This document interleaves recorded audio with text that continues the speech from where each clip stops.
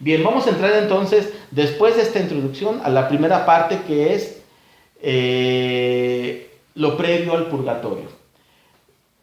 Vamos a hablar de los novísimos. Hay una encíclica del año 1300 de Benedicto XII, ya le hemos mencionado, que es ¿qué les dije que era? Una encíclica, la encíclica de los novísimos, en donde ahí se menciona la condición del infierno, la condición del purgatorio, la condición del cielo, cómo es que las personas llegan, cómo es que el alma llega para allá, etc. Aquí lo vamos a mencionar ahorita. Los novísimos es todo lo que ocurre después de la vida. Son 5 novísimos. Todo lo que ocurre después de la vida es, el primer novísimo es la muerte, el segundo novísimo, lo tienen ahí en su diapositiva, es el juicio, el otro novísimo es el purgatorio, el otro es el infierno y el otro es el cielo. Novísimo quiere decir cosas nuevas. Entonces, después de la vida, hay 5 novísimos y los vamos a ir revisando cada uno de estos, ahorita de manera general. Vamos a comenzar por la muerte.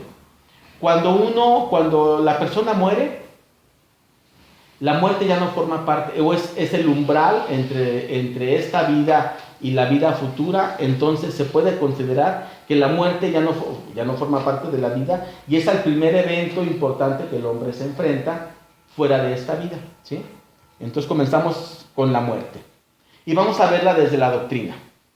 En el numeral 997, lo tienen ahí en la diapositiva, la muerte es la separación del cuerpo y del alma.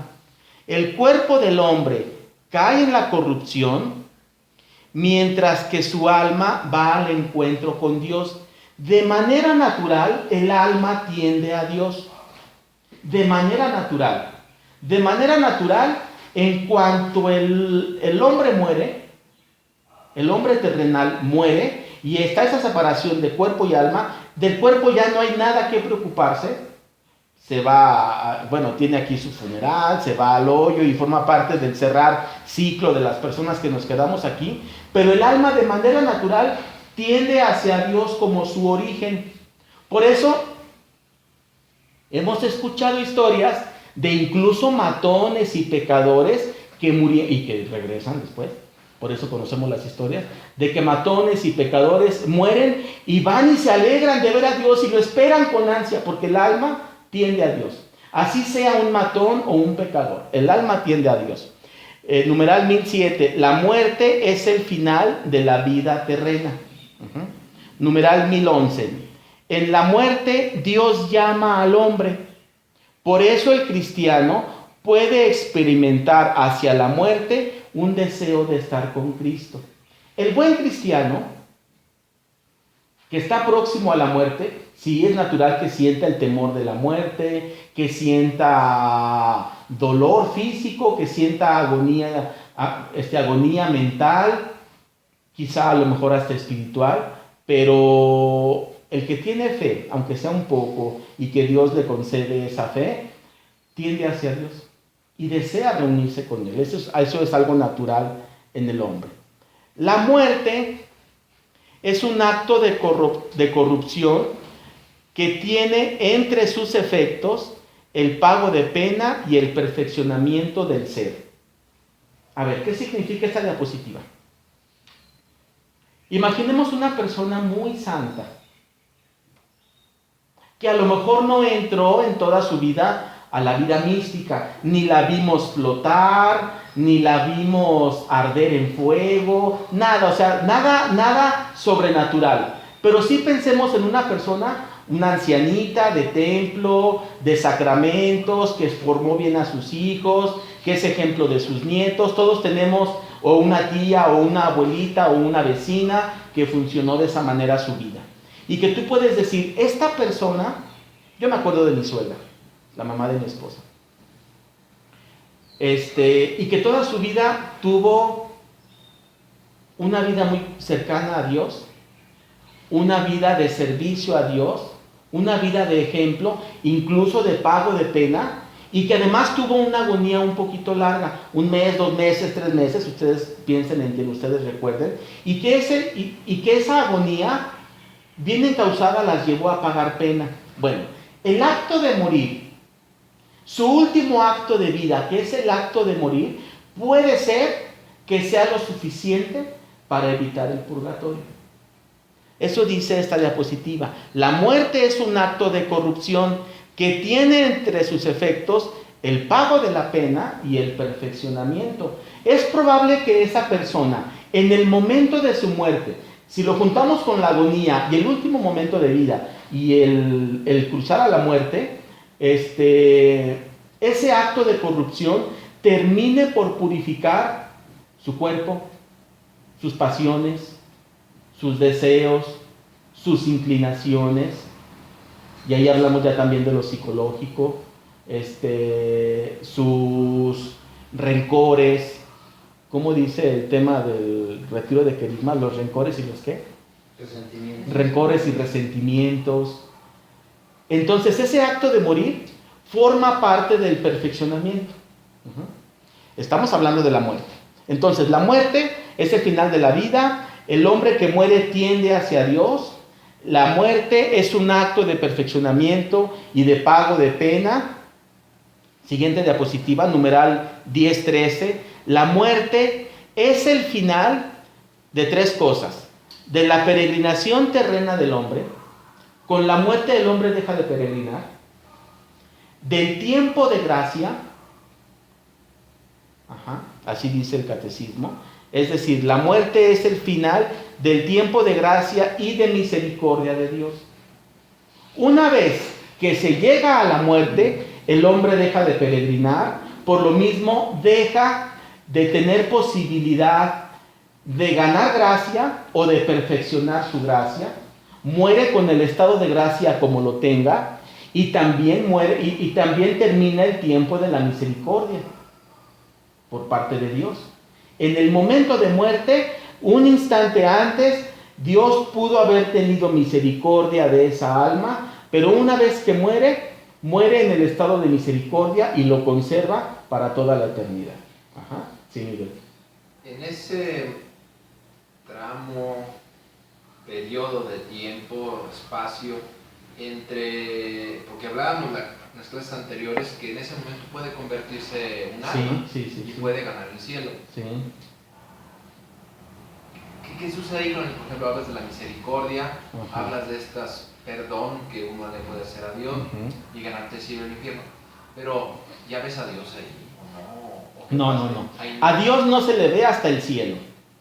A Dios no se le ve hasta el cielo, pero sí sientes la misericordia y está claro su providencia.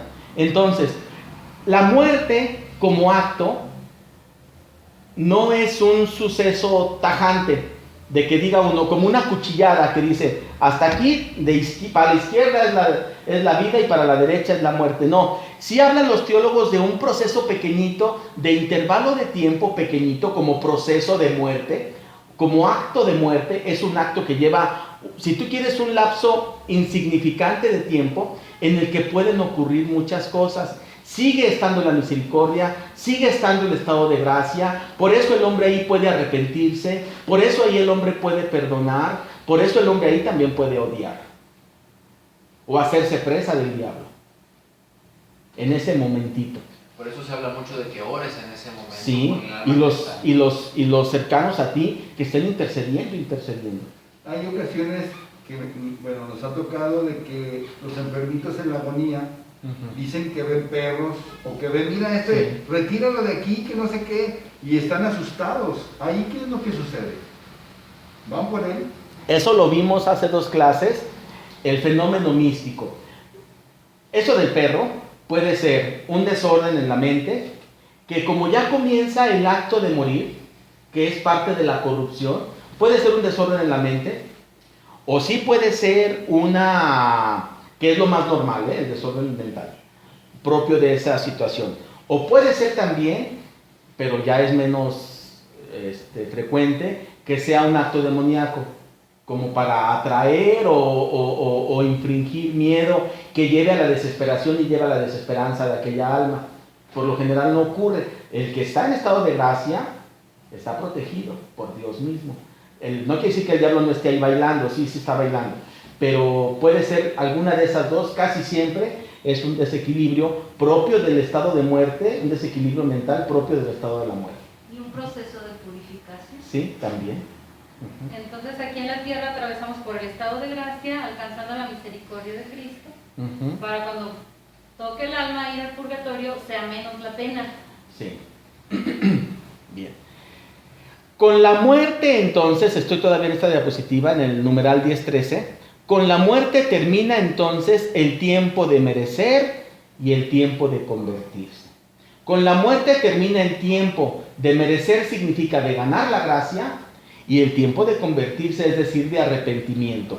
Una vez que la persona cruza el umbral de la muerte, ya no hay forma de ganar gracia ni de perfeccionarla, tampoco de arrepentirse. Y hemos visto, ustedes y yo, que nos gusta navegar por YouTube y ver los testimonios de las personas que mueren, de aquel matón que muere y que, como ya lo dijimos al principio, son parte de las gracias gratis que Dios da para la conversión de otros. Aquel matón que muere, bueno, él lo narra así en su video, ya vimos que realmente no cruzó la muerte, pero aquel matón que muere y que odiaba a Dios y tenía aversión a la iglesia y odiaba a María y había matado a no sé cuántos y había ido y apedreado las puertas de catedral y había pintarrajeado de verde no sé qué y todas esas cochinadas que hacen.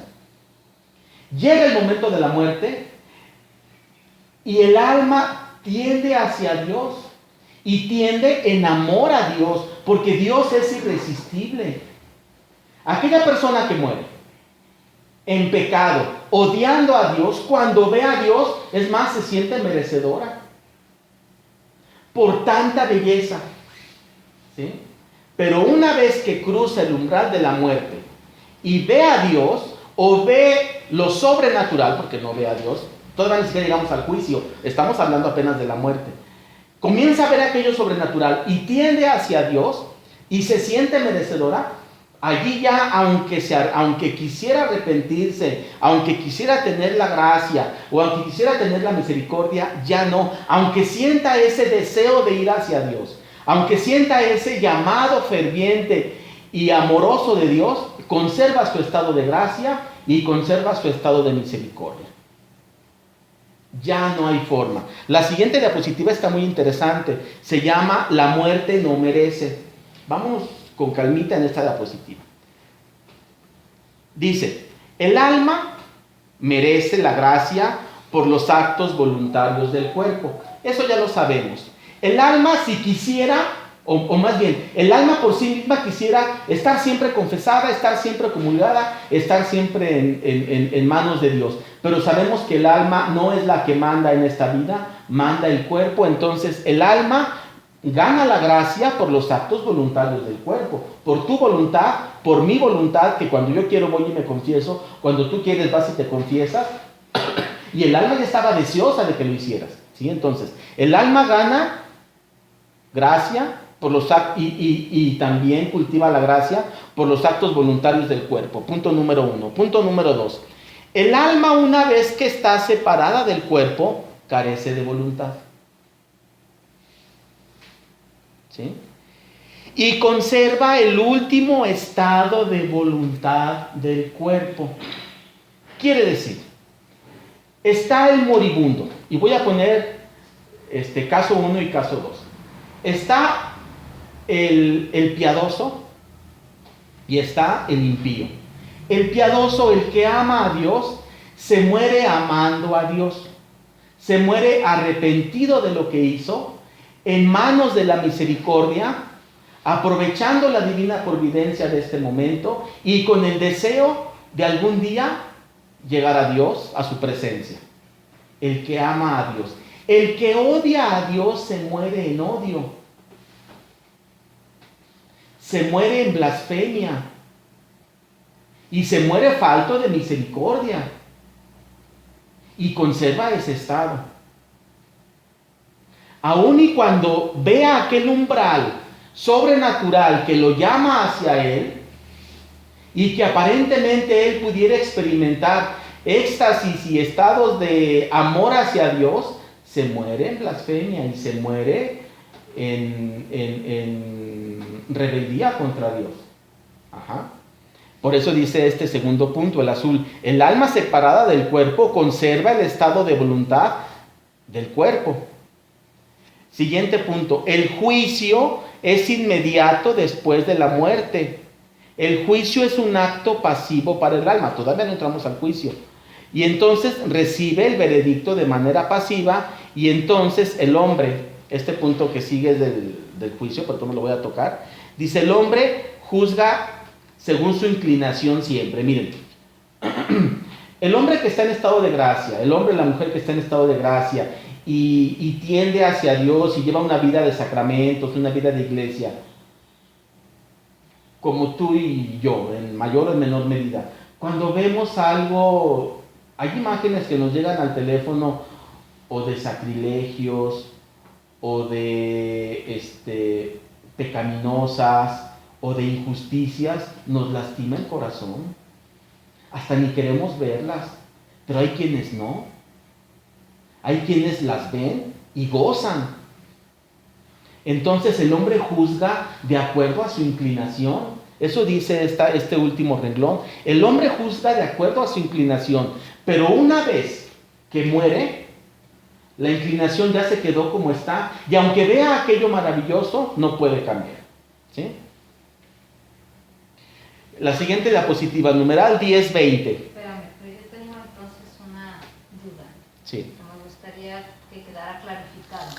Entonces, a ver, una persona que está en pecado mortal, antes de su muerte, se puede arrepentir, y ese es el estado de arrepentimiento que le queda, y entonces, aunque esté en pecado mortal y no se haya confesado, ¿se puede salvar? Una persona, así como lo dice Aurora, una persona que está en pecado mortal, o es más, lo vamos a poner todavía de diferente manera, que no tiene un estado de gracia perfecto, vamos a llamarle así. Puede estar en pecado mortal, o tiene ahí algunos pecadillos, o no fue el más piadoso en la última semana, todos tenemos semanas así. Me refiero a uno que es atropellado, porque el que está en el hospital como que tiene más tiempo. Pero uno que es sorprendido por la muerte y que en ese momento no estaba ahí el sacerdote ni para darte la unción, ni para hacerte la confesión. Es decir, la mayoría de las muertes ocurren lejanas al momento de sacramento.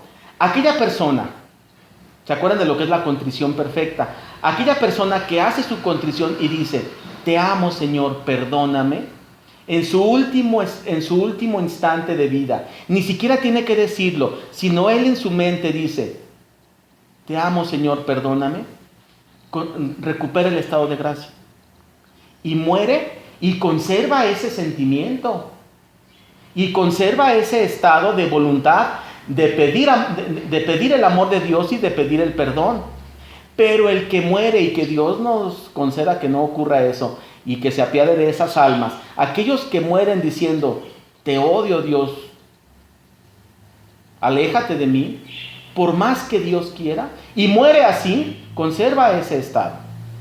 Ajá, bien. O sea, el arrepentimiento debe ser de verdad, del arrepentido Sí, del corazón. Si y no de- es así...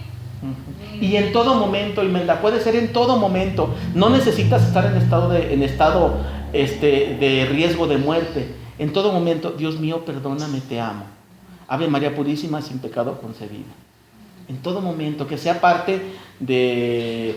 Sí, hay quienes, yo era de esos y que se me ha ido quitando. Te dabas un trancazo en un pie y aventabas una porquería, ¿no? No, Dios mío, poco a poco, ahí vamos. Ave María Purísima, sin pecado concebida. Dios mío, te amo, perdóname. ¿Sí? Bien. ¿Sí? Todo Obviamente, el arrepentimiento tiene que ser antes de cruzar el umbral, porque Sí. una vez cruzando el umbral se conserva el estado. Se conserva el estado. Del cuerpo, ¿verdad? Por lo mismo vamos acostumbrándonos a tener ese estado de arrepentimiento, y que cuando lleguemos a confesarnos ya hayamos tenido muchas veces nuestra contrición perfecta y lleguemos a confesarnos para cerrar el sacramento, ¿sí? Pero que vivamos siempre en una contrición perfecta. Ya lo platicamos aquella vez, vean ese video, está en YouTube, en el canal, se llama El estado de vida sacramental, creo que es el tema 18. Entonces, en el Evangelio, el estar preparado es eso. Es Estar preparado eso. porque no sabemos ni el tiempo ni sí, la hora. exacto. La única chance de todo esto es estar bautizado. Todo esto es para el bautizado. Cuando vimos aquella escalerita, dijimos que el purgatorio es exclusivo para el bautizado. El no bautizado, sabemos que hay diferentes tipos de bautismo, el de pero el no bautizado, el que no es parte del pueblo elegido, Dios tiene otro plan para ellos. Ni siquiera lo conocemos ni nos resulta claro, pero todo esto es para el bautizado. Para el bautizado. Y el purgatorio, como dice el concilio de Trento que vimos hace ratito, para el justo. Ajá, bien. El numeral 1020, ese lo quise poner, tiene muchas letras, pero lo voy a leer. Dice: el cristiano que une su propia vida a la de Jesús, ve la muerte como una ida hacia Él y la entrada en la vida eterna. Cuando la iglesia dice por última vez las palabras de perdón de la absolución de Cristo sobre el cristiano moribundo, lo sella por última vez con la unción fortificante y le da a Cristo en el viático como alimento para el viaje. Y entonces viene ahí en azul las palabras que el sacerdote dice al moribundo en la unción. Si no las conocían, ahí están. Cuando va el sacerdote, yo he acompañado al padre José, he acompañado al padre Roberto a ver enfermitos, y aunque me quedo a un lado, sé que él hace esta oración. Dice: alma cristiana, al salir de este mundo, marcha en el nombre de Dios Padre Todopoderoso que te creó, en el nombre de Jesucristo, Hijo de Dios vivo, que murió por ti, en el nombre del Espíritu Santo que sobre ti descendió. Entra en el lugar de paz y que tu morada esté junto a Dios en Sión, la ciudad santa, con Santa María Virgen, Madre de Dios, San José y todos los ángeles y santos. Hace una pausa, hace una cruz y dice: te entrego, Dios, y como criatura suya te pongo en sus manos después, pues es tu hacedor que te formó del polvo de la tierra. Y al dejar esta vida salgan en tu encuentro la Virgen María y todos los ángeles y santos, que puedas contemplar cara a cara a tu Redentor. Esa es la oración que hace en la unción. Qué bonito. Está entregando, está encomendando al alma. Bien. Nada más para conocer que existe esa oración y que ahí está. Pero esa oración solo lo puede hacer el sacerdote. Sí, es parte del sacramento. Uh-huh. Bien, entonces, la muerte. El cuerpo y el alma son separados y pocas veces nos hemos puesto a pensar en esto. Es decir, el cuerpo, estoy leyendo la diapositiva, la que tiene ahí un moñito de difunto. Dice: el cuerpo, su vitalidad física, su vitalidad biológica, su vitalidad mental, mueren. Es decir, ya no hay vida biológica, ya no hay vida física, ya no hay movimiento, ya no hay actividad mental, muere. Ajá. El alma queda libre por primera vez. El alma queda libre por primera vez del cuerpo. El cuerpo es el que con sus actos le daba vitalidad al alma. Por primera vez el alma se ve libre del cuerpo. Por primera vez el alma queda sola, queda libre del cuerpo y queda a cargo. Por primera vez. Esa es la muerte. ¿Sí? En la siguiente diapositiva la doctrina dice: solo acompañan sus obras hechas en vida. La teología dice que queda libre la sustancia del alma. Entonces, ¿qué permanece en el alma una vez que muere? Permanece el estado de santidad ganado por la gracia y el estado de degradación ocasionado por el pecado. En el alma prevalece el estado de gracia y lo corrompido del alma por el pecado, una vez que viene la muerte. También prevalece el estado de santidad y el estado de perfeccionamiento de esa santidad. ¿Sí? También prevalece el perfeccionamiento de las potencias del alma. El alma tiene sus potencias, entendimiento y voluntad, y conforme fuimos teniendo una vida de sacramento, esas potencias, como actos del alma de entendimiento y voluntad, fueron agarrando vitalidad y operación. Ese estado se mantiene y Prevalece, ahí en esa diapositiva, dice, prevalece el apego al mundo que posee el cuerpo y sus potencias del cuerpo. Es decir, el cuerpo, en el momento de la muerte, si no tuvo tiempo de librarse, de desafanarse de esos apegos del cuerpo que el cuerpo tenía, eso prevalece. Y por lo tanto, obstaculiza la entrada al cielo. ¿Quiere decir ahí que, por ejemplo, las personas que son muy avaras y se mueren preocupadas porque van a dejar, se quedan sometidas en ese limbo? El avaro, ni siquiera te pongas en el avaro. Yo, César, por no decir que tú, yo, César, muero con mis pecados, bueno, con toda mi historia de pecador, muero en estado de gracia y que Dios me permita, pero sigo teniendo apego, pues si tú quieres, a las enchiladas y al pollo frito. ¿Sí? Ese apego no es propio del cielo. No se hable más si es del dinero, como el avaro que mencionas, o del placer si es el pecaminoso carnal. No se hable de eso, obviamente. Nosotros estamos frente al moribundo, ¿podemos ayudar? Sí, sí. Miren, podemos ayudar de dos maneras. Pidiendo intercesión y acompañándolo en su proceso de muerte hacia la conversión. Los teólogos moralistas, los de teología moral, que es una parte de la teología muy seria, el padre Juan Ramón es especialista en esto, dicen que es más importante el que tú pidas la intercesión que lo que tú le puedas acompañar. Obviamente porque puede más Dios, ¿sí? Pero también uno en su deseo de ayudar, y es un acto de caridad, socorrer al moribundo y decirle, arrepiéntase papá, mamá, arrepiéntase, perdone a la comadre, perdone a su mamá.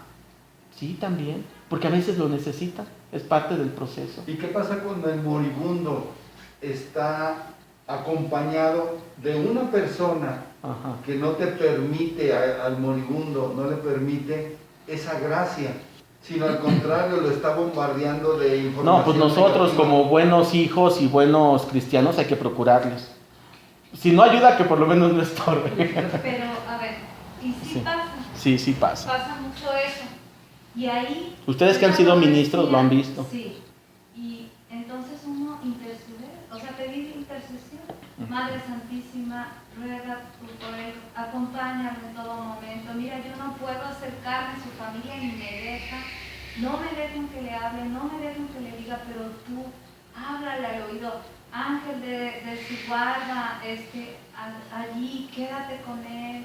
Señor, por tu infinita misericordia, tú no moriste en vano. Mira, por favor, ten misericordia de él.